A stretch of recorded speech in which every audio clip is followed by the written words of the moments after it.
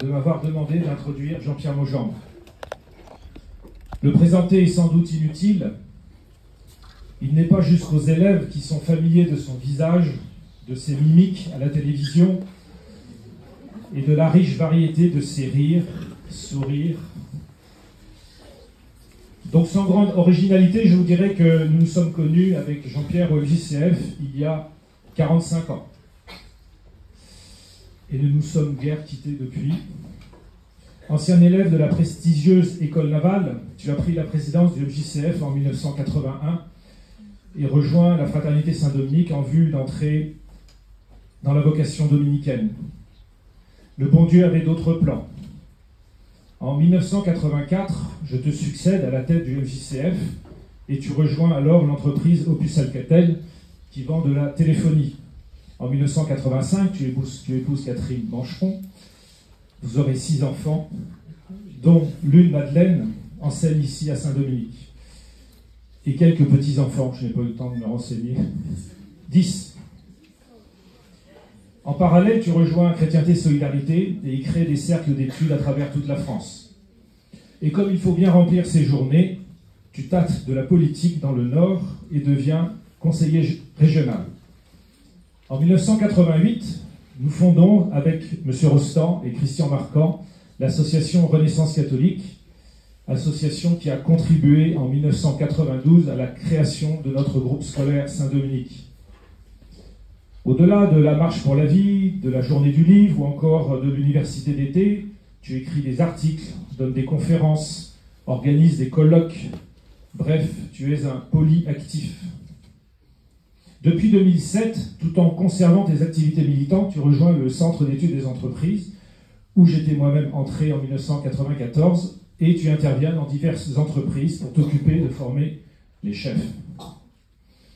Il me semble finalement que la conclusion de la célèbre lettre d'Élie de Noix de Saint-Marc, que dire à un jeune de 20 ans, lettre que les lycéens connaissent bien ici à Saint-Dominique, il me semble que la conclusion de la lettre de Saint-Marc t'est personnellement adressée. Je le cite. « Enfin, je lui dirai, au jeune de 20 ans, que de toutes les vertus, la plus importante, parce qu'elle est la motrice de toutes les autres, et qu'elle est nécessaire à l'exercice des autres, de toutes les vertus, la plus importante me paraît être le courage. Les courages, et surtout celui dont on ne parle pas, et qui consiste à être fidèle à ses rêves de jeunesse. Vouloir enflammer ce monde qui grelotte de froid est un des rêves de jeunesse qui ne t'a pas quitté. Pour terminer et faire le lien avec la conférence de ce soir, je voudrais ajouter qu'à notre époque, au MJCF, fin des années 70, début des années 80, 3 personnalités nous servaient de repères, nous conseillaient, nous réprimandaient, nous formaient et nous encourageaient. Son Excellence Monseigneur Marcel Lefebvre, Don Gérard et Jean Madiran. Jean Madiran a contribué à nous former par les interventions trop rares qu'il faisait devant les animateurs du MJCF et par la revue Itinéraire. C'est d'ailleurs la première revue à laquelle je me suis personnellement abonné, comme tout animateur qui se respecte. En 1988, la belle unité du Tradiland a disparu à la suite des sacres d'évêques conférés par Monseigneur Lefebvre. Dès lors, le côté polémique de Jean Madiran s'est exercé aussi contre ceux qui ne comprenaient pas sa position. Position qui, de fait, était très difficile à comprendre. Et Jean Madiran, donc, n'hésitait pas à critiquer vertement ceux qui avaient du mal à suivre le maître qu'il était. À titre personnel, pour avoir fait les frais de cette colère, je me suis alors remémoré une phrase écrite bien des années auparavant par Charles Maurras dans une lettre écrite à Jean Madiran. Je cite « Quittez, monsieur, cette rigueur sèche qui ne s'en prend qu'à vos amis. Malgré ce côté désagréable, quand vous en êtes la cible, nous ne pourrons jamais payer l'immense dette que nous devons à Jean Madiran. » Et Jean-Pierre Maugendre va nous expliquer pourquoi. Merci.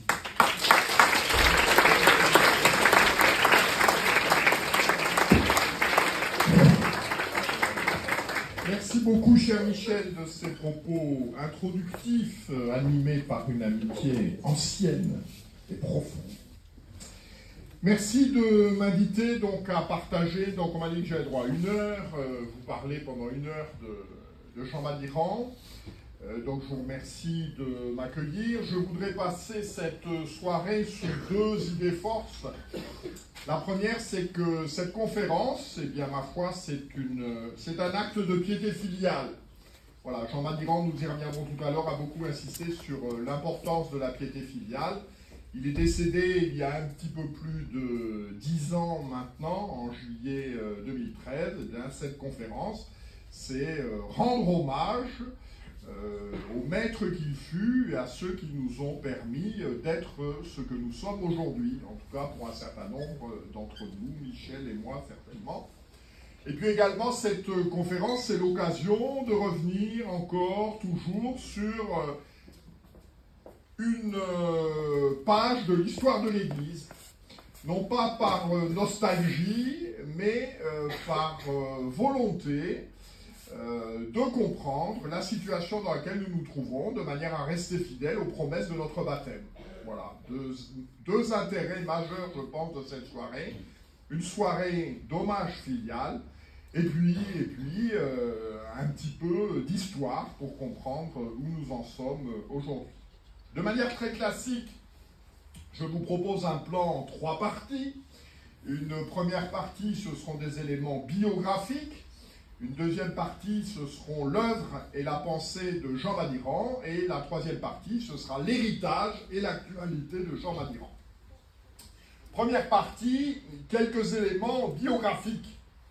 Alors pour commencer, pour ceux d'entre vous qui l'ont connu, qui l'ont rencontré, ça a été notre cas, je me rappelle d'une réunion à Présent en 1988 où Michel et moi étions allés voir Jean Madiran pour lui présenter ce que nous souhaitions faire à Renaissance catholique.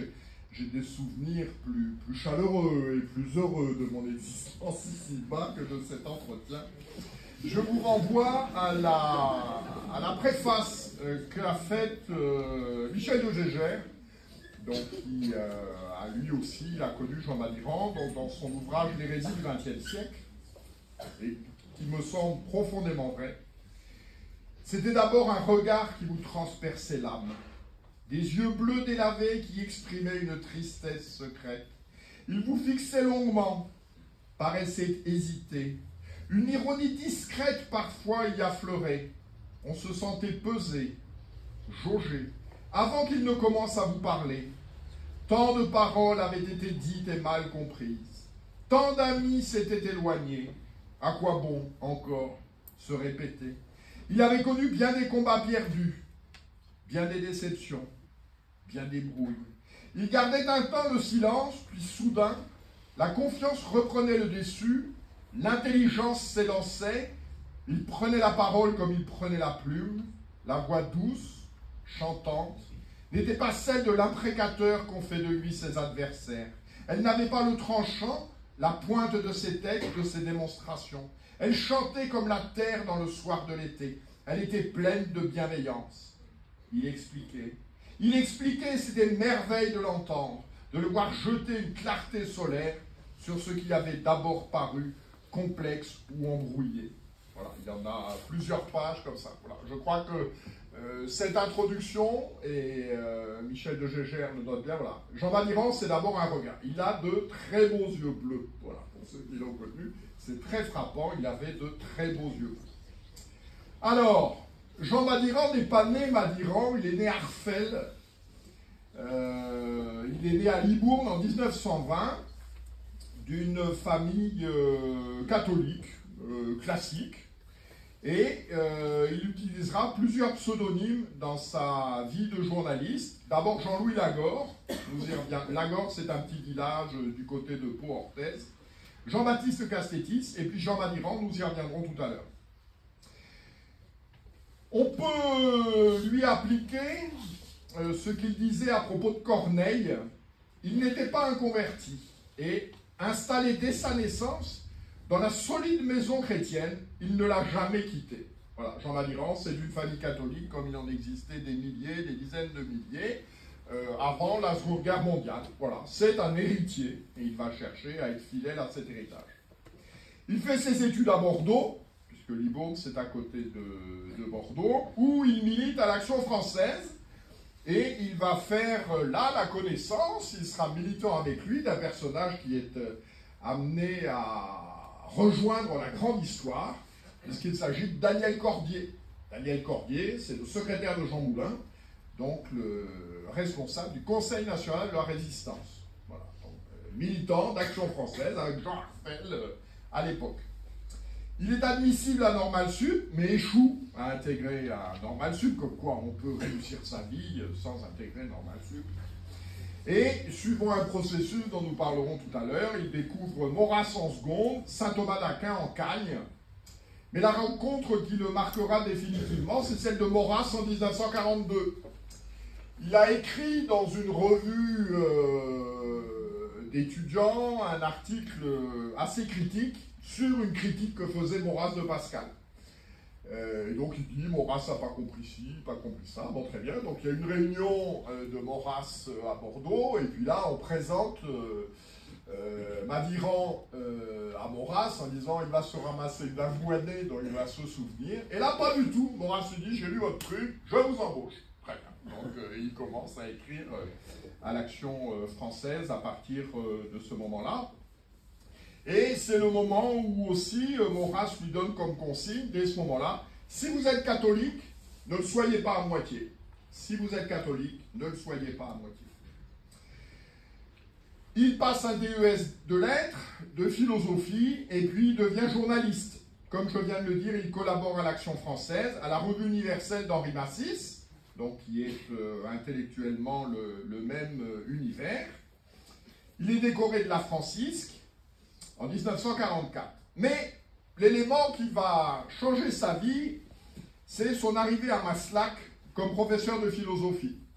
Donc Maslac, c'est une école de garçons, toujours dans la même région, là, Pau, Orthez, etc., qui en fait, à l'occasion de la guerre, a été déplacée de Normandie. Donc c'est l'école de Roche, et donc pour être en zone libre, cette école s'est déplacée en Normandie.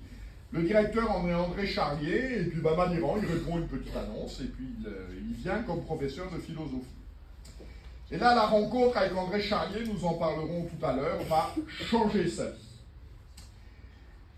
L'esprit géométrique qu'il est se frotte à l'esprit de finesse qui est celui d'André Charlier, qui l'ouvre à la littérature, aux grands auteurs français, à Péguy, à Bernanos, à Claudel, à Pascal, et puis à la musique.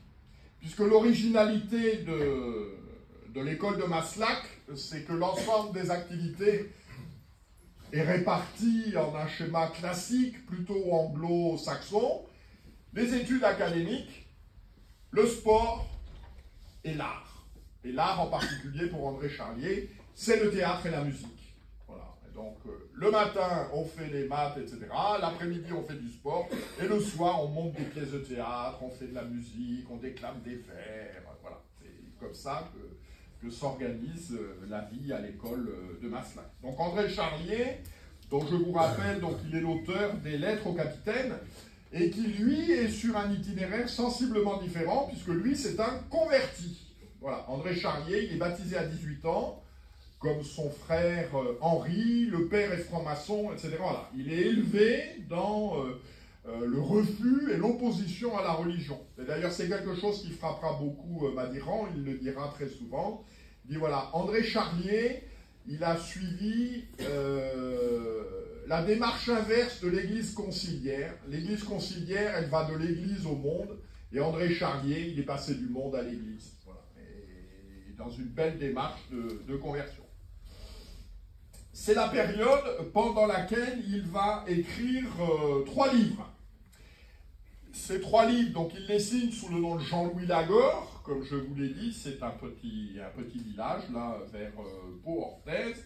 Donc le premier, c'est Le temps de l'imposture. Donc c'est un livre qui ne paraît qu'en 1947, 1944-1947, qui en fait traite essentiellement des questions politiques et de la question de l'épuration. Je vous en cite la préface, la dédicace. À la mémoire de tous ceux, à quelque camp qu'ils aient appartenu, qui sont tombés victimes de la haine de leurs adversaires ou de l'imposture de leurs chefs. À la mémoire, surtout. Des martyrs qui ont été assassinés pour leur fidélité, pour que leur mémoire, leur exemple et leur sang confondu tracent aux survivants leur devoir de justice et de vérité. Donc c'est un petit livre, en termes de taille, ça n'est pas considérable, mais ça traite essentiellement, voilà, le temps de l'imposture, c'est le mensonge de la période de la libération et de l'épuration. Il publie également, ce sera publié plus tard, mais il écrit à ce moment-là un autre ouvrage, La philosophie politique de saint Thomas, donc avec une lettre préface de Charles Maurras, où là, il traite des rapports de la morale et de la politique, et dans lequel, en particulier, il pulvérise quelqu'un avec qui il se réconciliera plus tard, mais la vie de Madiran, c'est aussi souvent ça, on se brouille, on se réconcilie, etc. Et là, il pulvérise Étienne Gilson, voilà, donc qui est un des grands thomistes de l'époque, et il lui dit, mais vous n'êtes qu'un démocrate chrétien, vous confondez la morale et la politique, enfin bon, voilà, donc il en fait 80 pages sur le sujet. Et puis, le troisième ouvrage de l'époque, alors c'est le plus, à mon sens, c'est le plus roboratif, c'est Une autre chevalerie naîtra. Ça c'est très très beau, je vous en lis la conclusion, que je trouve très exaltante, sans doute. On est en 1947, hein. Sans doute. Les hommes sont là et le monde est morne. Tous les phares semblent éteints. Sur nous pèse une nuit poisseuse, poisseuse de sang, poisseuse d'hypocrisie, poisseuse de bêtises, poisseuse d'ennui. La vérité est toujours hors la loi, exilée plus que jamais. Mais la vérité reste la vérité. Il faut la rétablir, la maintenir et la vivre, pour exprimer et incarner la nécessité d'un tenace refus, pour accomplir un acte de confiance en l'avenir que Dieu nous réserve, pour préparer les voies d'une autre chevalerie. Le paysan sur son champ, lorsque monte l'orage, continue de tracer son sillon droit devant lui, parce qu'il sait bien qu'il n'a pas d'autre chose à faire que de tracer son sillon à la grâce de Dieu.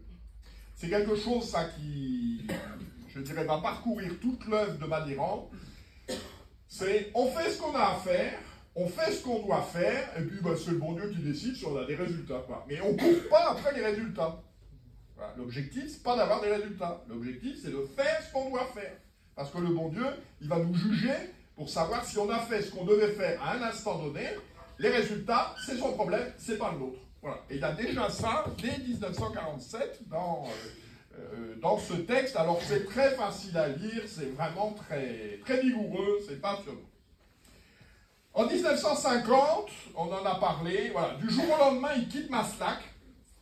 On ne sait pas pourquoi. Paf, il est plus, il est où, Jean Arfel? Eh bien, Jean Arfel, il n'est plus là. Il est parti. Il est parti. Bon, ben, il est parti. Alors, c'est également une période où il va avoir un rôle, il va jouer, il va faire une rencontre importante. Il a comme élève un garçon tout à fait brillant et original qui deviendra le père abbé du Barou, puisqu'il a comme élève un petit Gérard Calvet. Voilà, Gérard Calvet, donc ils sont trois frères, hein, Jean, Gérard et Hubert, donc c'est des familles de négociants en vin, et Madiran a comme élève ce jeune Gérard Calvet, qui, nous le verrons tout à l'heure, deviendra bénédictin. Voilà, donc il quitte Maslac, et là, il va se livrer à une activité de journaliste politique, d'abord dans des publications de la droite nationale, Rivarol, Écrit de Paris, La Nation française, mais il va surtout rejoindre un organisme que vous n'êtes pas obligé de connaître, qui s'appelle le BEIPI, le Bulletin d'études et d'information politique internationale, qui prendra aussi le nom un petit peu plus tard d'Est et Ouest. Alors qu'est-ce qu'ils font les braves gens du BEIPI?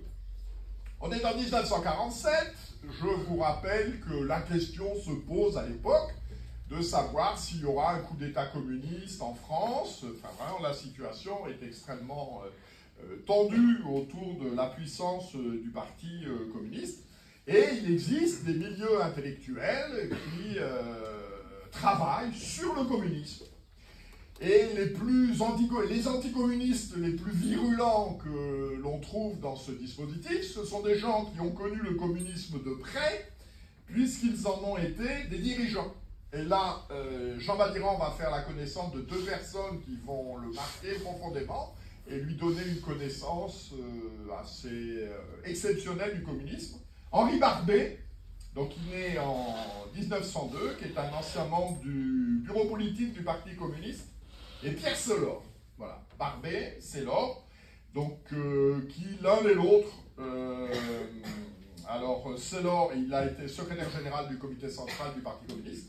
Donc l'un et l'autre ont rompu avec le Parti communiste, rejoignant le PPF de Jacques Doriot et le Rassemblement national populaire de Marcel Déat.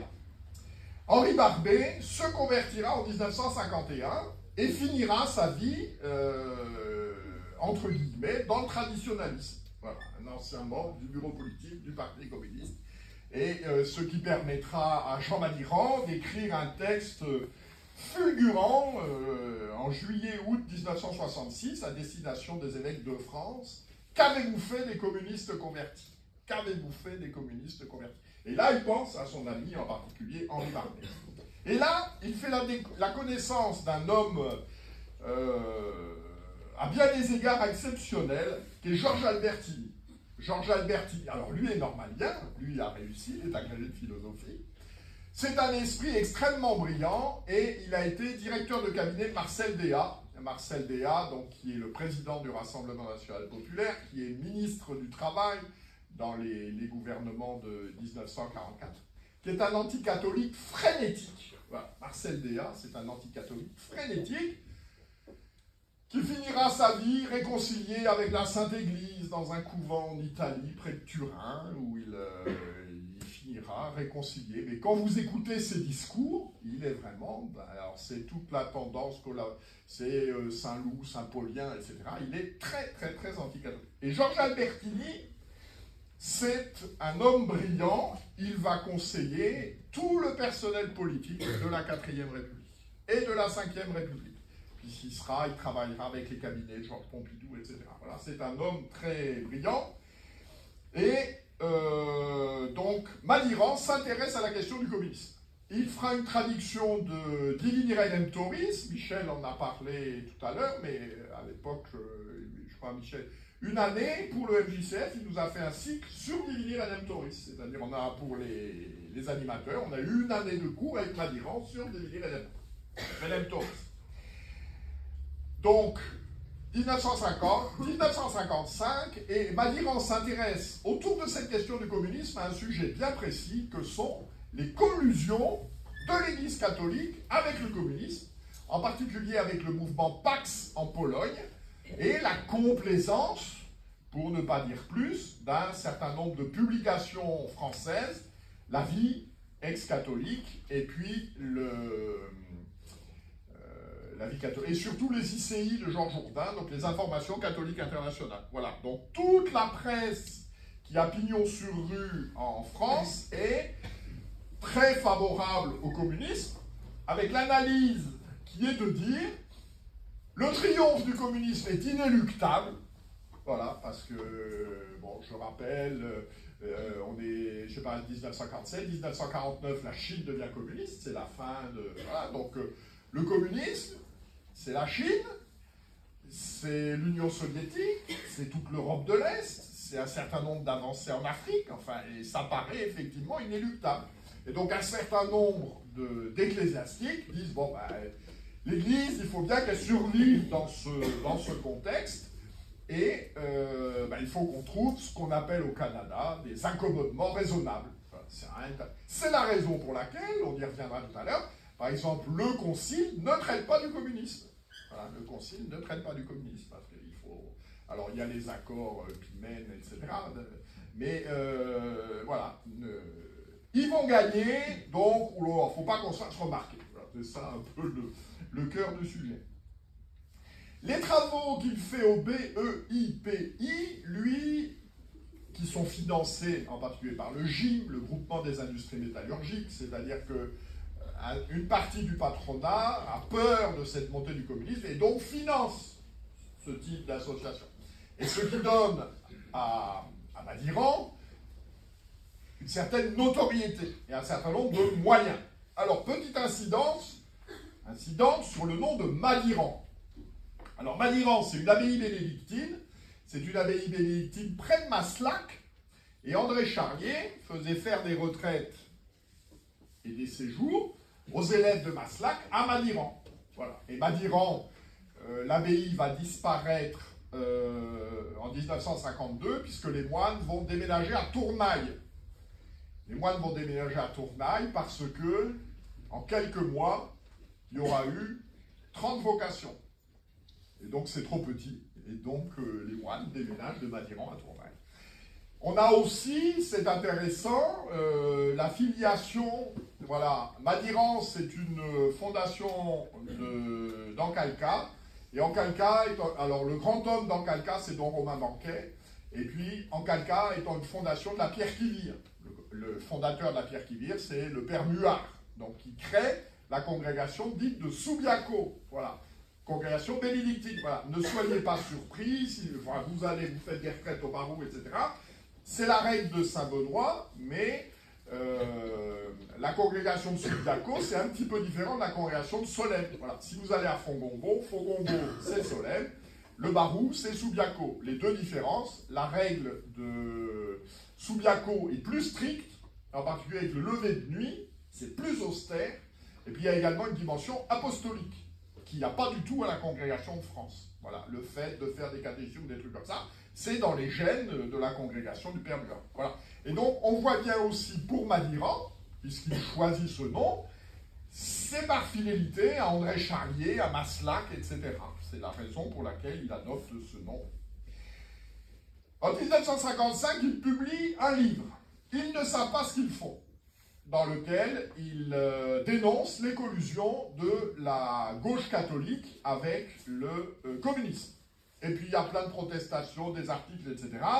Il dit « j'ai pas dû être très clair », et donc il remet une couche avec un livre « Ils ne savent pas ce qu'ils disent », dans lequel il pulvérise tous les gars qui ont dit que c'était pas vrai, ils n'étaient pas d'accord, etc. On est en 1955, il dit là, je suis sur un, entre guillemets, tout ça, il faut qu'il y ait une suite. Et en 1956, il crée la revue Itinéraire, voilà, qui perdurera jusqu'en 1996. Alors, la revue Itinéraire, ça se présente comme ça paraît 10 fois par an, la taille varie. Voilà, bon là, vous avez un numéro qui fait 200 pages, bon celui-là en fait 250. Donc tous les mois, vous recevez ça. Donc tous les mois, vous avez un livre à lire. Ça s'intitule, c'est sous-titré « Chroniques et documents ». Donc il y a deux parties.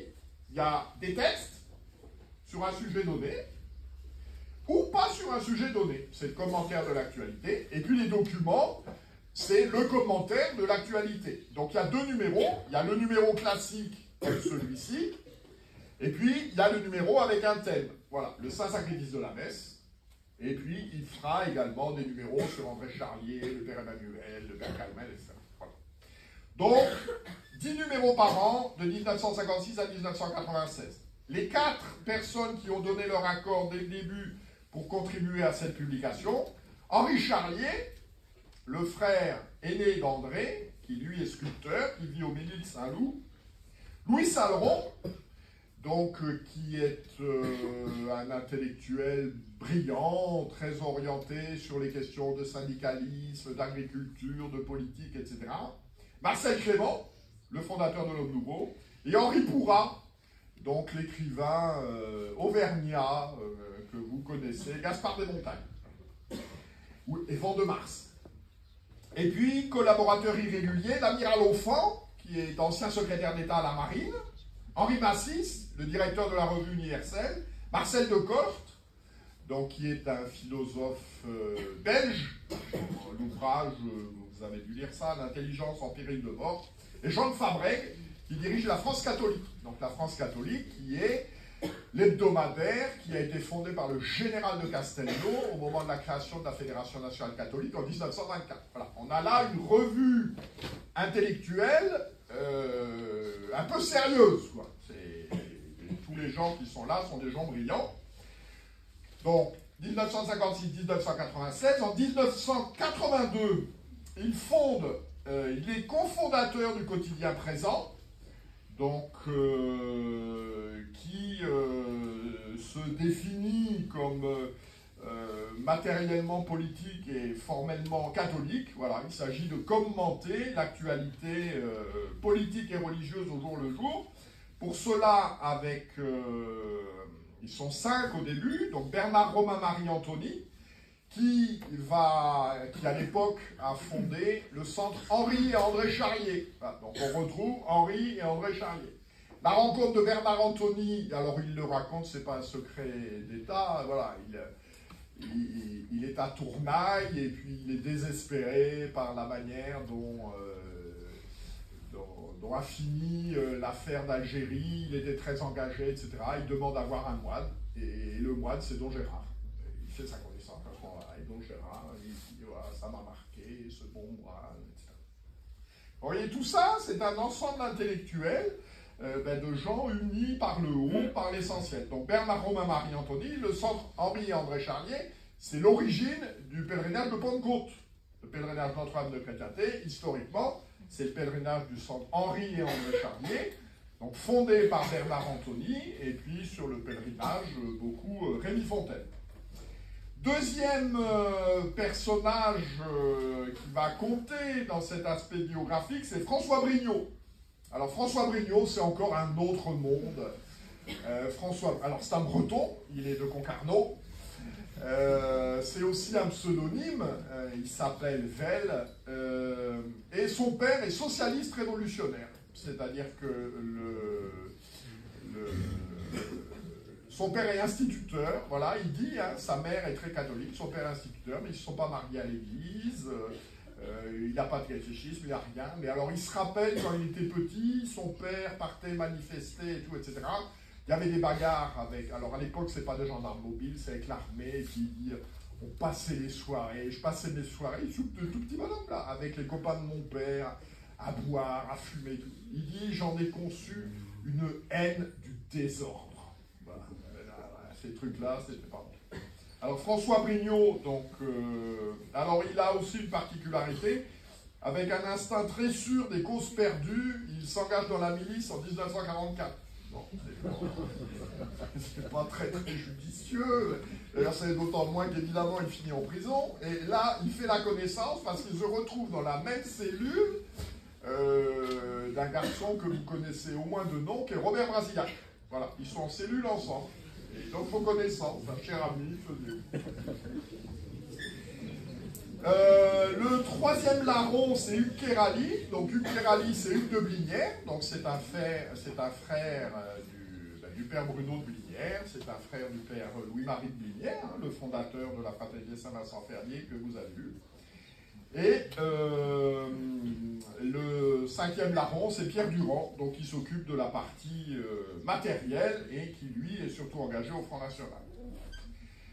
L'orientation qu'il va donner à cette publication, il s'engage dans les batailles électorales, en particulier en soutenant Jean-Marie Le Pen aux élections présidentielles, et ils sont rejoints par un esprit éminent qui est Maître Georges-Paul Wagner. Alors Maître Georges-Paul Wagner, c'est l'école maurassienne. Voilà, lui c'est un maurassien, et il rejoint l'équipe, il est député, il tient une chronique sur les débats au Parlement, c'est tout à fait passionnant. Voilà, et Jean Malirand décède le 31 juillet 2013. Son enterrement a lieu à Notre-Dame des Armées. La messe est célébrée par Don Louis-Marie. Voilà. Première partie. Deuxième partie, quelle est, comme je vous l'avais annoncé tout à l'heure, quelle est l'œuvre et la pensée. Alors vous trouverez une synthèse, je ne vais pas tout vous lire. Dans les récits du XXe siècle, voilà, à la page 269, il y a l'ensemble des livres qui sont répartis en 4 catégories. Les ouvrages didactiques, donc on en parlera tout à l'heure, c'est des ouvrages un petit peu de fond, beaucoup la doctrine sociale de l'Église, le communisme, etc. Des ouvrages historiques, je retiendrai en particulier l'histoire du catéchisme, des chroniques et controverses, on y reviendra tout à l'heure, et des ouvrages politiques, avec en particulier La droite et la gauche, et puis Les deux démocraties. Les deux démocraties, c'est vraiment un ouvrage fondamental dans lequel Jean Madiran, on y reviendra tout à l'heure, explique la différence entre la démocratie classique et la démocratie moderne.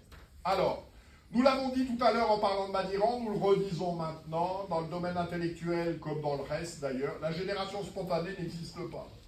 C'est-à-dire ce que nous sommes, eh ben, c'est toujours parce que nous sommes des héritiers.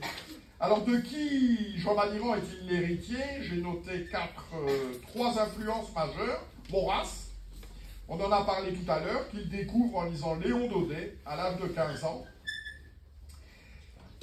C'est un autre monde. Nous lisons dans la biographie de Jean Madiran par Yves Chiron, donc il a 15-16 ans, etc. Je note. J'emportais une ou deux fois par semaine un paquet de 6 livres à la bibliothèque municipale. Une ou deux fois par semaine, il prenait 5 ou 6 livres, il lisait tout, 4 jours plus tard, il ramenait les 6 bouquins, puis il en prenait 6 autres. Et Madiran nous dit, j'avais trouvé dans Maurras une preuve décisive que l'enseignement reçu était mensonger. Voilà, c'est un homme dont la famille n'a pas participé aux querelles autour de l'Action française, etc. D'ailleurs, Chiron le cite, sa grand-mère n'est pas très contente de ça. Alors, quand il y a des réunions de famille, elle lui dit, voilà notre petit excommunié. Voilà notre petit excommunié. Bon, ça n'empêche pas de dormir, manifestement. Première influence, donc, Maurras. Deuxième influence, saint Thomas. Il fait la découverte de saint Thomas par Maritain, et ayant découvert Maritain en ayant un exposé à faire sur Bergson. Voilà. Il est saisi. Il est saisi, en particulier, il va beaucoup travailler, il va étudier, il va faire des traductions, il est très attaché, voilà, l'ouvrage de Maurras sur Saint-Pédis, le bienheureux Pédis, sauveur de la France. Voilà, influence intellectuelle, Maurras, saint Thomas. La troisième influence, c'est André Charlier. On en a parlé tout à l'heure, donc il est né en 1895, qui meurt en 1971, qui est le directeur de l'école de Roche, et qui est vraiment un pédagogue né, un homme d'une immense culture, et puis qui avait manifestement un charisme exceptionnel. Et puis la dernière influence, j'en ai parlé un petit peu tout à l'heure, c'est François Brignot. Ils ne vont pas passer beaucoup d'années ensemble, puisqu'en fait la fondation de Présent a lieu en 1982 et ils se brouillent en 1985. Bon, nous dirons pudiquement que François Brignot était d'un philosémitisme mesuré, qui fait que ça a commencé à poser des problèmes sur la ligne éditoriale du journal. Donc voilà les influences. Alors comment pourrions-nous caractériser l'œuvre de Madiran? Je vois 3 axes majeurs. Le premier axe, alors les 3 axes seront Jean Madiran, défenseur de la cité, docteur de la loi naturelle et héros de la foi. Défenseur de la cité, c'est tout ce qu'il fera dans ces ouvrages dont je vous ai parlé, la philosophie politique de saint Thomas, le temps de l'imposture, une autre chevalerie naîtra, tous ces ouvrages se caractérisant par la vigueur de la pensée, le refus du conformisme ambiant, une espérance toute surnaturelle, et puis également une combativité assez exceptionnelle. Il aura cette définition, alors je ne sais pas si c'est lui qui se définit ou en parlant de lui, un maurassien interprétant sa pensée politique à la lumière de la pensée et de la prière de l'Église. Voilà. Il écrira 2 ouvrages sur Maurras, un Maurras tout simplement, puis un Pius Maurras aussi, dans lequel il surélève, il voit les limites de la pensée de Maurras et de ce qu'apporte en particulier la pensée de saint Thomas et puis la doctrine de l'Église. cet aspect de défenseur de la cité, il aura l'occasion d'y revenir très souvent. Je vous donne quelques phrases. Voilà. Dans le temporel, nous travaillons pour l'éternel. Ça aussi, c'est quelque chose que l'on retrouve beaucoup dans la pensée de don Gérard Calvet. Voilà, quand il intitule son livre « Demain la chrétienté ». Nous y reviendrons dans la conclusion tout à l'heure. Voilà, il reprend Peggy, en particulier Peggy va être très inspiré par ça. C'est un grand mystère. Il ne suffit pas d'avoir la foi. Nous sommes faits pour vivre notre temporel en chrétienté, ailleurs. Quand ce n'est pas le martyre physique, ce sont les âmes qui n'arrivent plus à respirer. Nous aurons l'occasion d'en reparler dans quelques instants. Donc, tout d'abord, un défenseur de la cité, en particulier contre ce qu'il considère comme le danger majeur pour la cité de l'époque, qu'est le communisme. Voilà, donc il a beaucoup travaillé, beaucoup écrit, en particulier sur le communisme, un autre ouvrage qu'il faut connaître, qui s'intitule « La vieillesse du monde ». Voilà, essai sur le communisme. Alors aujourd'hui, pour les plus jeunes d'entre vous, ça paraît... Communisme, ça paraît mort, ça paraît ancien, mais... les plus anciens ont connu la période où effectivement la victoire du communisme apparaissait inéluctable. Sur le combat plus proprement religieux, et puis ma deuxième partie, comme défenseur de la loi naturelle, il va écrire un livre qui est pour lui, à ses yeux, son ouvrage majeur, c'est l'hérésie du XXe siècle. Voilà. Il dit, si je devais ne laisser qu'un seul livre, ce serait celui-là. Et cette hérésie, il le dit, cette hérésie du XXe siècle, c'est la négation de la loi naturelle. L'homme se fait Dieu et décide de ce qui est bien ou mal. Voilà. Pour Jean Madiran, l'hérésie du XXe siècle, c'est cette négation de la loi naturelle. Je le cite. L'homme moderne, renouvelant collectivement le péché d'Adam, croit que tout lui est dû et institue un culte de l'homme qui est le culte de soi-même. Et ce qui l'afflige, ce qui le navre, ce qui le scandalise, c'est que l'Église semble s'être ralliée à ce nouveau paradigme. Il écrit dans l'hérésie du XXe siècle, il cite Monseigneur Schmitt qui est l'évêque de Saint-Avold c'est Metz, il le cite. La mutation de civilisation que nous vivons entraîne des changements, non seulement dans notre comportement extérieur, mais dans la conception même que nous nous faisons tant de la création que du salut apporté par Jésus-Christ. Voilà, c'est-à-dire le brave Monseigneur Schmitt, le vicaire de Saint-Avold, il dit que la société moderne, eh bien, change les conditions et change la conception même que nous nous faisons du salut en Jésus-Christ. Et Madiran considère qu'il s'agit là de la mise en place d'une nouvelle religion. Voilà. Et c'est contre cette nouvelle religion, ce sera la troisième partie dans laquelle nous allons entrer dans quelques instants, qu'il va se battre pendant des décennies. Alors, on peut également le noter dans cet ouvrage donc, consacré à l'hérésie du XXe siècle. La première ligne, c'est l'hérésie du XXe siècle et celle des évêques. Voilà, ça mérite de la clarté. Et la dernière page, elle est un peu de la même farine, puisqu'il nous dit...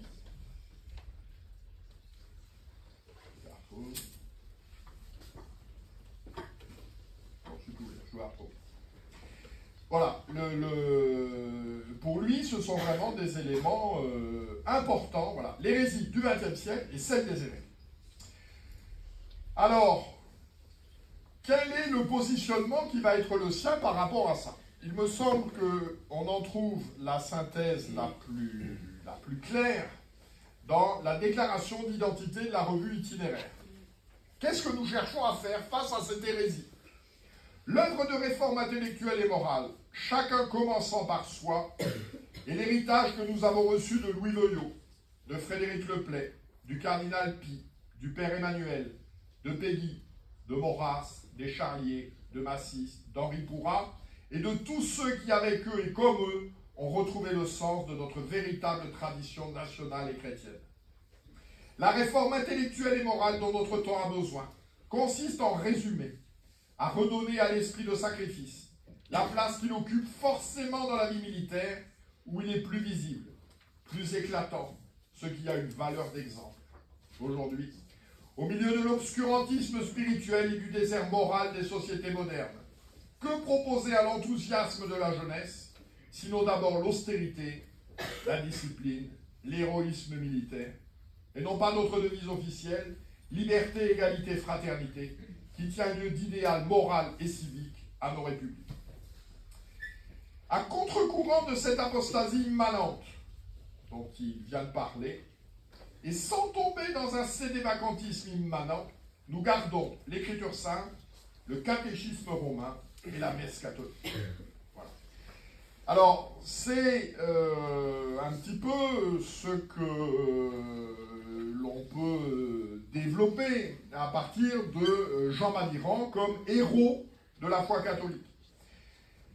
Parce que ce qui touche, ce qu'il déplore dans le cadre de cette civilisation, on en a parlé à propos de la loi naturelle, je cite, « L'impiété filiale est immédiatement ce que je réprouve le plus dans le monde moderne et dans l'Église moderne. » Il dit « Cette impiété filiale, elle vaut pour la société civile, mais elle vaut aussi pour l'Église. » Citant Péguy, « La plus vieille erreur de l'humanité est de croire qu'elle n'a jamais connu d'époque aussi épatante que la nôtre. » Voilà. Ça, vous voyez, quand on lit les textes des 50 ou 60 dernières années, c'est extrêmement frappant. Le climat qui sous-tend tout ça, c'est de dire, bon, avant, ils n'étaient pas méchants obligatoirement, mais ils n'étaient pas bien malins. Mais alors, être des gars comme nous, vous allez voir. Et effectivement, on a vu. Donc, héros de la foi catholique, dans un entretien avec l'abbé Ribeton, dans la revue l'été 2018 de Touès Petrus, il synthétise un peu sa pensée et je crois qu'on va au cœur des choses. L'Église fut clairement contre-révolutionnaire au moins jusqu'en 1958. À cette date, le magistère a commencé à ne plus affirmer le vrai et à condamner l'erreur, c'est-à-dire à ne plus s'exercer. Voilà. C'est une expression qu'emploie l'abbé Barthes. Il dit on est sur un magistère liquide. On ne sait pas. Le magistère ne s'exerce plus. Et ce qui est intéressant aussi à noter, on a de la part de Jean Madiran une démarche analogue à celle de Louis Saleron. Louis Saleron aussi très engagé en politique, qui en fait, devant l'urgence de la situation religieuse, se déplacera sur le terrain religieux, en particulier en publiant, en écrivant le premier ouvrage un peu critique sur la réforme liturgique, qui s'intitule « La Nouvelle Messe ». Madiran apparaît au début, dans les années 62-65, très circonspect sur le Concile, ses réformes, les ambiguïtés qu'il y trouve. Là, il est inquiet. Bon. Mais alors, il y a un moment où il ne va plus être inquiet, c'est à partir de la réforme liturgique en 1969. Alors là, ce n'est pas des ambiguïtés, de la circonspection, etc. Il est vent debout contre la réforme liturgique, les falsifications de l'écriture sainte et la suppression du catéchisme. Et il publiera donc un numéro spécial itinéraire à ce moment-là, en 1970, uniquement consacré à la question de la messe, le Saint-Sacrifice de la messe. Donc avec donc un article de lui, les signatures d'Henri Charlier, la signature d'un dominicain qu'il ne faut cesser de lire et de relire, qui est le père Calmel, expliquant pourquoi, en conscience, il refuse la réforme liturgique imposée par Paul VI à ce moment-là. Il ne se contente pas de vitupérer, puisqu'il édite le bref examen critique du Nouvel Ordobicé, donc qui a été essentiellement rédigé par le père Gérard Deslauriers, un autre dominicain, et puis une italienne qui est Cristina Campo. Donc il dit il diffuse sa position sur la réforme liturgique et qu'il s'agit là d'une messe qui est douteuse. Vous avez appris au catéchisme, parce que vous avez fait un bon catéchisme, que la validité d'un sacrement, c'est la matière, la forme et l'intention du ministre, et le ministre validement ordonné. Donc la matière, c'est le pain et le vin pour la messe. La forme, c'est les paroles de la consécration. Le ministre validement ordonné, il faut qu'il soit prêtre. Et puis, il y a l'intention du ministre. Il faut que le ministre ait l'intention de faire ce que veut faire l'Église. Et Madiran dit, le drame, c'est que de plus en plus, on se pose des questions sur l'intention. Parce que le prêtre qui veut faire un repas sympathique et communautaire, c'est pas ça, quoi. Donc, il fait développer tous ces thèmes-là, et en particulier, le père Calmel dont nous avons parlé, développe dans ce numéro une idée très intéressante et très importante, je crois. C'est que la différence majeure, il y a des différences théologiques, mais la différence majeure entre la messe voulue par la réforme liturgique et la messe ancienne, telle qu'elle existait, mise en forme par Coprinum en 1571, c'est que la messe, elle était figée. C'est-à-dire que le prêtre n'était qu'un instrument entre les mains de l'Église, et l'autonomie, c'était zéro. Mais zéro de chez zéro. C'est-à-dire, on lui dit où il doit regarder, on lui dit comment il doit tenir les mains, enfin voilà, il est un instrument docile entre les mains de l'Église. Et le père Calmel dit, la différence majeure, c'est que ça a changé, et que, en particulier, en multipliant le prêtre pourra ci, le prêtre pourra ça, on pourra serrer, on pourra supprimer, on pourra ceci, on pourra cela, il dit, on rentre dans un processus de révolution permanente. C'est-à-dire qu'il est de la nature de ce système qui bouge tout le temps. Ça a été conçu comme ça, parce qu'on est sur une autre conception de cette réalité de la messe. Donc le père Calmel dénonce la révolution permanente, le père Guéard dénonce les inquiétudes doctrinales, et puis l'abbé Dulac, qui est un canoniste, il est docteur en 3 canons, il dit de toute façon, on ne peut pas interdire la messe traditionnelle.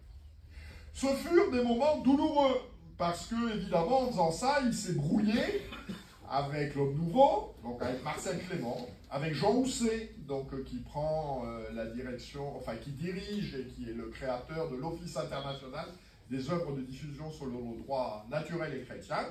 Et Madiran prend une position sur la messe, la position de Housset et Clément, oh, nous on n'est pas compétents, c'est les curés, on ne rentre pas dans ces histoires-là. Et ce à quoi Madiran dit, non, c'est pas les curés. Ce qui est en cause, c'est la foi. Ce qui est en cause, c'est la foi, c'est la transmission de la foi, c'est la défense de la foi. Et là, le petit enfant du catéchisme, il a droit de dire à son évêque, si son évêque raconte des bêtises, Excellence, vous dites des bêtises, petit du catéchisme, si son curé lui dit, son curé ou son évêque, et ce sera à partir de 1974, la réclamation au Saint-Père. Très Saint-Père, rendez-nous le catéchisme, la messe et l'écriture. Très Saint-Père, rendez-nous le catéchisme, la messe et l'écriture. Puisque, je l'ai évoqué avec certains,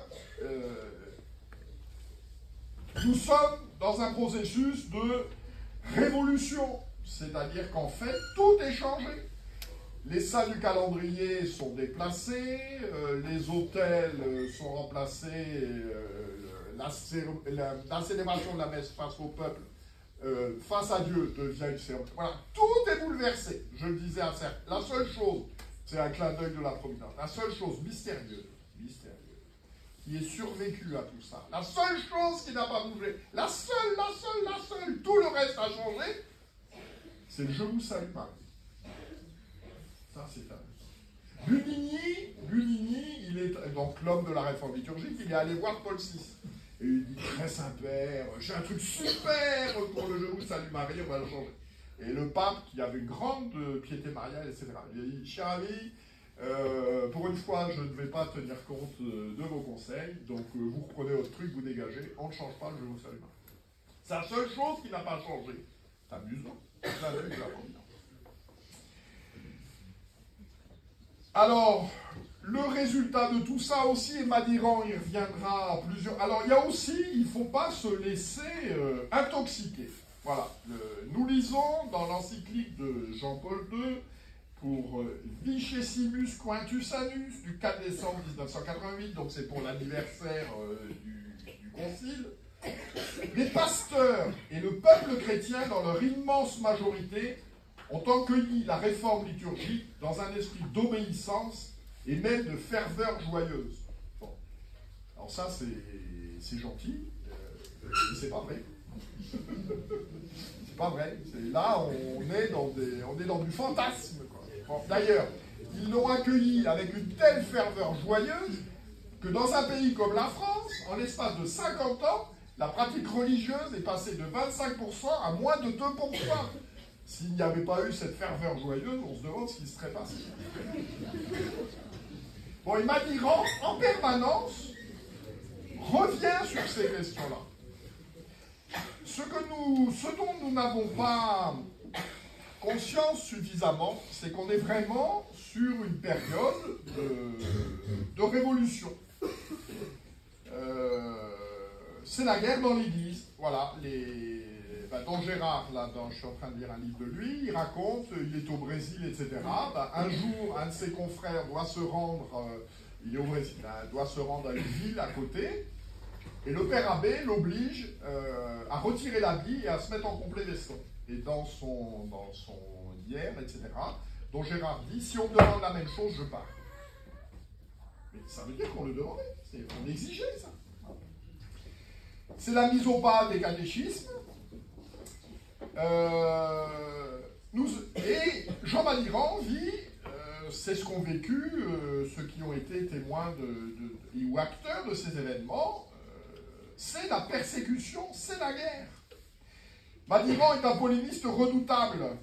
Alors, je vous ai apporté un extrait pour que vous ayez un peu... Mais on ne peut comprendre la vigueur de ce que je vais vous dire que si on prend en compte la situation. C'est-à-dire ces prêtres à qui on interdit de porter la soutane, ces prêtres à qui on autorise à célébrer la messe traditionnelle que si c'est à 5 h le matin et s'il n'y a personne. Voilà, c'est dans ce contexte-là que Jean Madiran nous livre en particulier ce texte. Voilà, les chiens. Alors il y a un dénommé Michonneau qui avait fait un article dans Témoignages chrétiens où il n'était pas très gentil avec ce qu'il appelait les intégristes puisqu'il les traitait de chiens.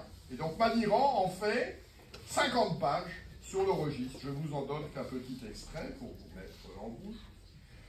Il parle des évêques, il parle de l'épiscopat. De personne à personne, leur tyrannie cléricale, leur injustice et leurs injures et leur haine nous honoreraient plutôt.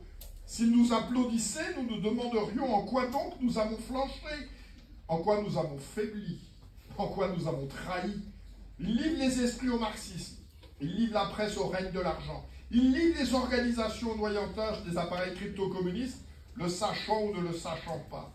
Ils sont juchés sur un immense désastre spirituel, les vocations taries, les séminaires intellectuellement à l'abandon, les chrétiens divisés, le peuple déchristianisé et généralement les pauvres au lieu d'être évangélisés, les pauvres recouverts de leur mépris, de leur crachat, même pas reconnus. Ils sont les puissants, les maîtres, les administrateurs, les installés de ce désastre spirituel sans précédent peut-être dans l'histoire de l'Église de France.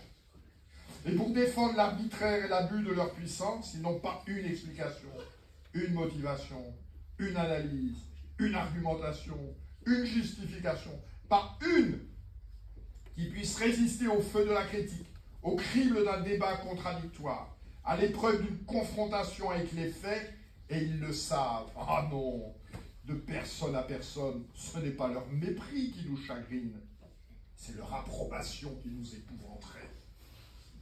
Il y en a 50 pas.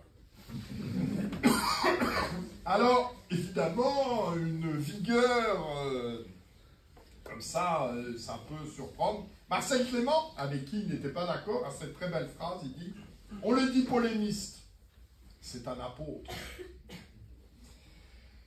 Il est d'une logique impitoyable. Daniel Masson, dans la biographie qu'elle a faite de Madiran, dit, je trouve que c'est très bien trouvé, son originalité, c'est faire dire au texte ce qu'il chuchote. Faire dire au texte ce qu'il chuchote. C'est-à-dire que la personne écrit quelque chose. Alors j'ai en mémoire une personne politique comme ça qui l'avait attaqué. Nous n'avons rien de commun avec ces gens-là. Elle parlait d'autres personnes.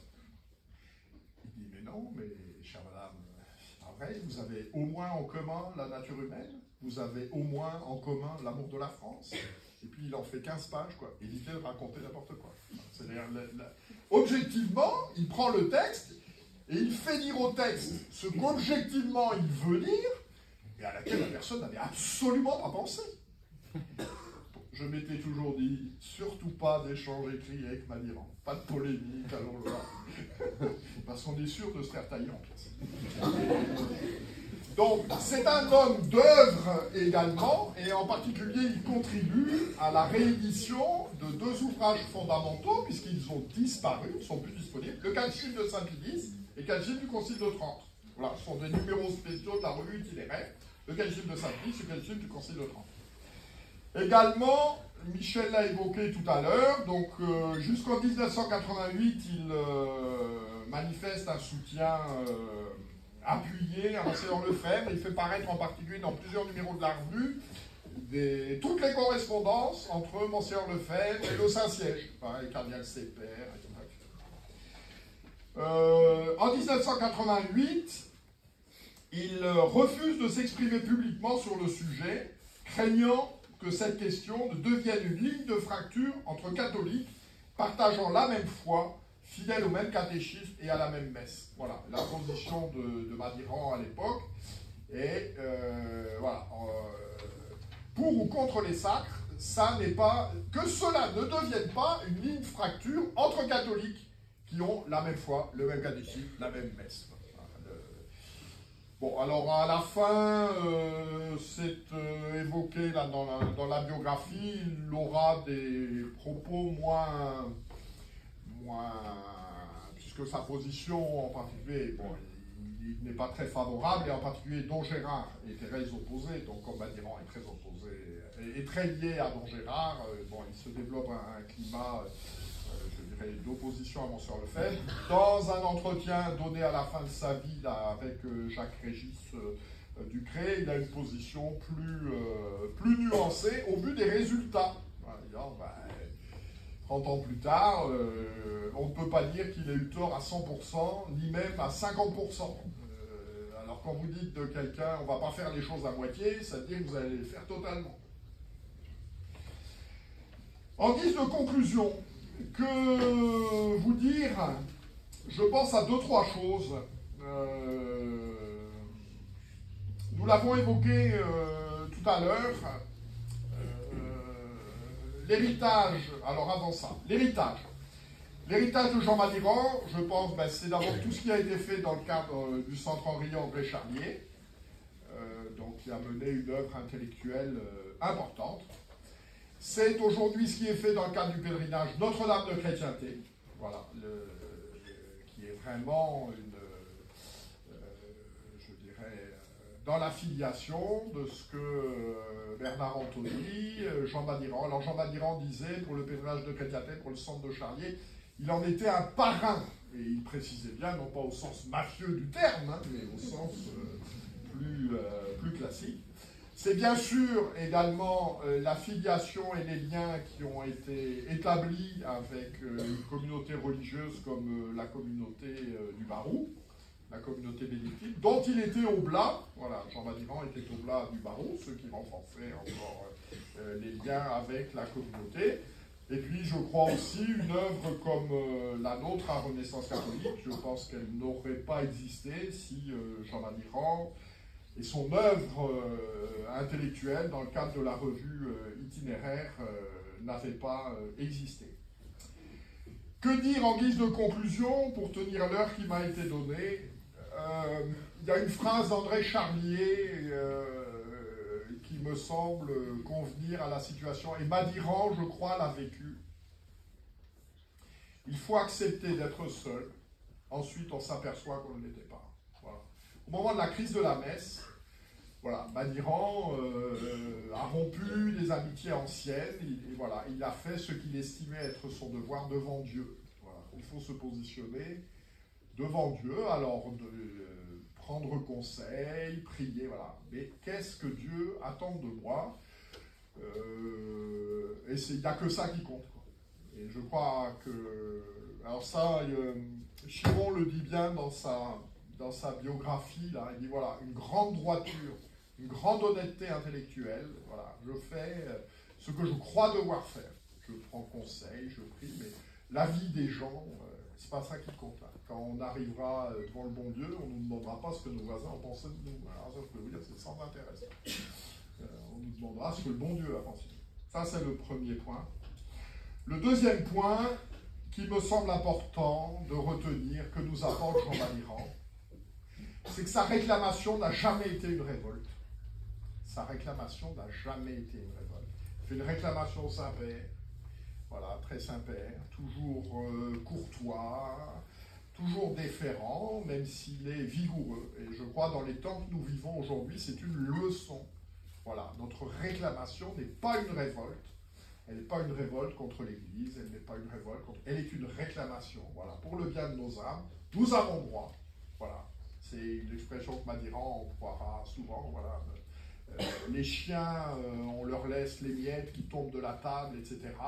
Eh bien, aux chiens, on laisse des miettes, et nous vous demandons des miettes, et vous nous donnez des pierres, mais vous restez nos élèves. Mais vous restez nos élèves. Deuxième leçon. Et puis troisième leçon, là nous rejoignons l'actualité, me semble-t-il, je l'ai cité tout à l'heure, c'est l'importance du combat pour la chrétienté. Et l'importance du combat pour la chrétienté, vous avez lu, vous auriez dû lire, voilà, le 2 décembre dernier, Monseigneur de Moulin-Beaufort recevant les 600 séminaristes français à Paris, et étant interrogé par un des séminaristes qui lui demandait: l'Église de France a-t-elle un problème avec le traditionnalisme? Et il répondait: oui, sans doute. En raison de notre histoire mouvementée depuis la Révolution. S'il y a une question centrale, c'est une question de théologie politique et de rapport au monde. Le décret de Vatican II sur la liberté religieuse est très clair. Le Christ n'est pas venu bâtir des nations catholiques, mais il est venu fonder l'Église. Ce n'est pas la même chose. À force de traîner la nostalgie d'un État catholique, on perd notre énergie pour l'évangélisation. Et là, Madiran serait vivant, et il est un peu dans nos cœurs, je l'espère, dans ses écrits. Affirmer ça, c'est la fin de la chrétienté. Et la chrétienté, notre attachement à la chrétienté n'est pas un attachement nostalgique, n'est pas un attachement historique. Il est un attachement raisonné pour le salut des âmes. Il est un attachement raisonné pour le salut des âmes. La nature humaine est ainsi faite que si il est plus facile, vis-à-vis du climat ambiant, vis-à-vis des avantages financiers, de faire des bêtises que de bien se conduire, eh bien, la majorité des gens, ils font des bêtises plutôt que de bien se conduire, et en conséquence de quoi, ils mettent leur salut en péril. Voilà. Je crois que le cœur de la crise que l'on vit aujourd'hui, c'est de savoir, et ça Madiran, en parlant de la chrétienté, il insiste, est-ce que le salut est un enjeu ou est-ce que le salut est un acquis? Voilà. Dans la conception traditionnelle et dans l'idée de chrétienté, le salut est un enjeu. C'est-à-dire qu'il faut que les institutions politiques nous aident à avoir un comportement vertueux, conforme à la volonté de Dieu sur nous. Et si ça n'est pas le cas, eh ben, notre salut éternel est en jeu. Alors que alors avec tous les guillemets, dans l'église moderne, l'église conciliaire, tout ce que vous voulez, etc., le salut n'est plus un enjeu, il est un acquis. Et ben, on apporte un petit plus. Et alors il y a cette vision qui me semble-t-il est erronée, et puis il y en a une deuxième aussi qui est complètement désincarnée, c'est le mépris des petits, quoi. Avec cette idée fondamentale que dans toute l'histoire de l'Église, les peuples, les petits, se sont convertis à la suite de leur chef. Clovis, Charlemagne, Saint-Étienne, Saint-Vladimir, voilà, toutes les populations deviennent chrétiennes quand leurs chefs deviennent chrétiens et que les institutions sont chrétiennes. Et on en a un contre-exemple éclatant, c'est la situation de l'Église en Extrême-Orient, en Asie du Sud-Est. Voilà. Les pays dans lesquels le pouvoir politique a favorisé l'Église ou eu une tolérance bienveillante, il y a des catholiques en nombre important et dont on peut espérer que la grâce des sacrements facilite leur salut. C'est les Philippines avec l'Espagne, c'est le Vietnam, le Cambodge, etc. avec la France. Et puis les pays dans lesquels le pouvoir politique s'est opposé vigoureusement au développement du christianisme, c'est la Chine et c'est le Japon, eh bien les populations catholiques sont très peu nombreuses. Et la question de fond, c'est de savoir, est-ce que pour son salut, c'est important d'être catholique ou pas? D'être catholique, pas pour avoir un tampon, mais pour bénéficier de la grâce des sacrements. Pour bénéficier de la grâce des sacrements. Si on peut faire son salut facilement, sans être catholique et sans bénéficier des sacrements, eh ben on détruit l'Église. Il n'y a plus besoin de l'Église. Bon, et Madiran, vous voyez, ces articles, ces prédications, c'est pas des prédications, ça pourrait, mais permanentes, sur cette question de la chrétienté, il nous rappelle ça. Voilà. Nous sommes faits pour vivre notre christianisme en chrétienté. On a besoin de lois conformes à la loi naturelle et on a besoin des sacrements. Voilà, je suis désolé, j'ai dépassé. Merci.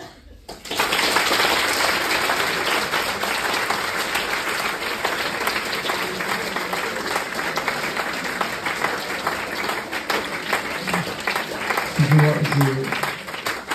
je vais te poser une question. Est-ce que tu pourrais nous dire un mot de Jean Madiran et de Benoît XVI?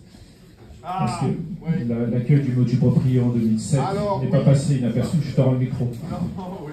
Alors, voyez, je vais vous raconter une anecdote. C'est amusant, comme l'a dit. Quand nous avons... Donc, il y a un processus, il y a la levée des excommunications, il y a le Motu Proprio, etc. Et j'étais... Pardon, vous n'entendez plus? Il faut rappeler les dates. Ah. Oh, alors là... 2007. Alors si, le Motu Proprio, c'est 2007, ça c'est facile. Ouais, tout est en 2007. Et le jour, vous voyez, j'ai les... Le jour où a été annoncée la levée des excommunications des évêques, par une délicatesse de la Providence, j'étais à déjeuner avec Jean Madiran et son épouse chez Michel de Gégère. Donc on a vécu l'événement en direct. Et on a pu le commenter avec Jean Madiran.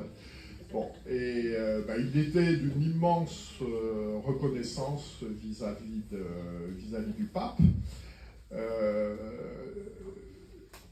Et il a eu, je lui avais posé la question, je me rappelle à une occasion, je lui ai dit, mais vous n'avez jamais rencontré Pie XII? Extrêmement surprenant qu'un journaliste, il dit non, j'ai jamais eu la possibilité de voir Pie XII. Et Monseigneur Vac avait organisé ça avec la délicatesse qui est la sienne. Le Benoît XVI, Jean Madiran a pu être présenté à Benoît XVI, et il me semble que c'est la couverture d'un des livres. Et il en était vraiment très reconnaissant. Il faut aussi que vous ayez en tête, sur cette question de la messe traditionnelle, voilà, le Paul VI est très opposé à la messe traditionnelle. Jean-Paul II est assez indifférent au sujet. Voilà, ça l'intéresse pas trop. Benoît XVI, alors il faut lire Benoît XVI, etc., a été très blessé par l'interdiction de la messe traditionnelle. Donc il est très favorable. Bon, son successeur ne l'est pas du tout. Mais voilà, Madiran aura beaucoup de reconnaissance pour Benoît XVI, pour cette libération de la messe, voilà, c'est le terme qu'il emploiera. Et je crois qu'effectivement, ça a changé les choses. Et voilà, le combat qu'il avait mené pendant des années, il a pu en voir une forme de couronnement, même si les événements se sont précipités. Une autre question.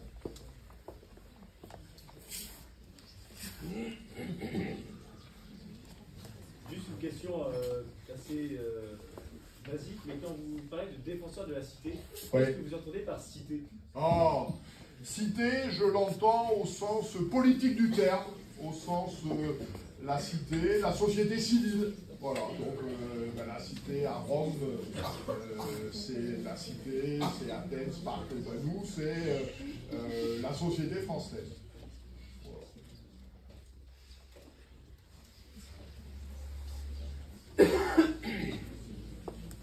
Bon, je vais vous conseiller 2-3 livres alors.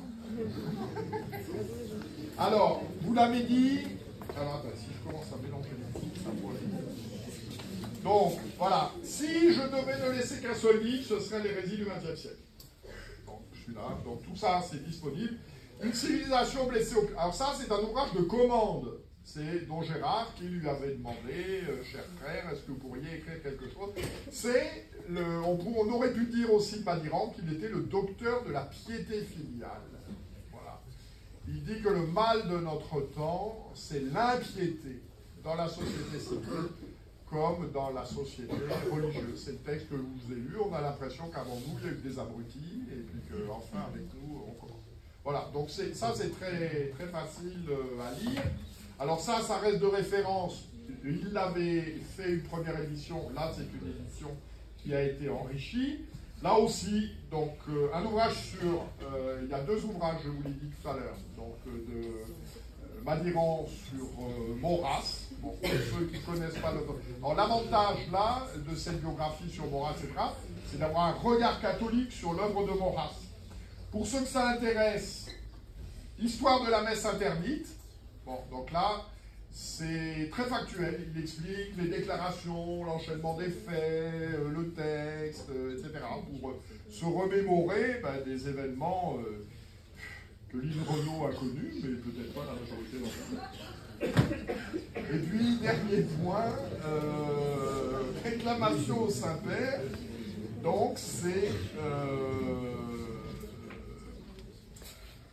ceux qui l'argumentent. Alors, il l'avait fait signer par de nombreux auteurs, etc., je dirais, confrontés à la crise de l'Église. Qu'est-ce qu'ils demandent? Voilà, donc vous avez ça là-dedans. Et dernier point, alors là, c'est motu proprio, puisqu'on a beaucoup parlé de la chrétienté. Voilà, nous avons publié il y a quelques mois, donc, aux éditions Contretemps, après la chrétienté. Voilà, parce qu'on parle de la chrétienté, donc là, il y a 3 parties. Qu'est-ce que la chrétienté? Avec en particulier une très bonne conférence d'Arnaud Jaïr. Qu'est-ce que la chrétienté? Une institution, des gens, etc. Comment la chrétienté a été détruite? Qu'est-ce qui s'est passé dans la société civile, dans l'Église, etc. Et puis, 3e partie, comment rester chrétien dans une société qui ne l'est plus? C'est quand même une bonne question.